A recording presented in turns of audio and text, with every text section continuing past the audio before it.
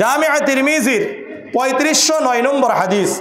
عن أبي هريرة رضي الله تعالى عنه قال قال رسول الله صلى الله عليه وسلم إذا مررتم برياض الجنة فارتعوا قلت يا رسول الله وما رياض الجنة আবু হুরায়রা রাদিয়াল্লাহু তাআলা আনহু বর্ণনা করেন আল্লাহর রাসূল সাল্লাল্লাহু আলাইহি ওয়াসাল্লাম বলেন, হে আমার সাহাবারা, হে আমার উম্মত, যখন তোমরা জান্নাতের বাগান দিয়ে অতিক্রম করবে, জান্নাতের বাগান দেখবে, ওই জান্নাতের বাগানে অধিক সময় অবস্থান করো, ওই জান্নাতের বাগান থেকে পাকা পাকা ফল গ্রহণ করো।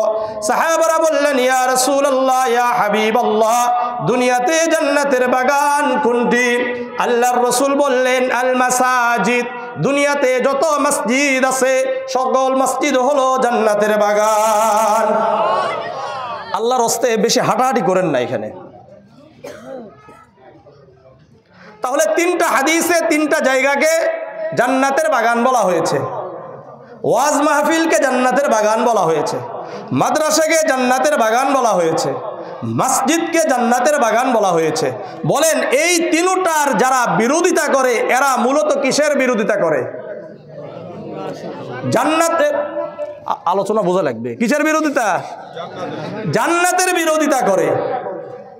আর যারা জান্নাতের বিরোধিতা করে এরা জান্নাতে যাবে না জাহান্নামে যাবে? কারা কারা জান্নাতের বিরোধিতা করবেন? হাত উঠান।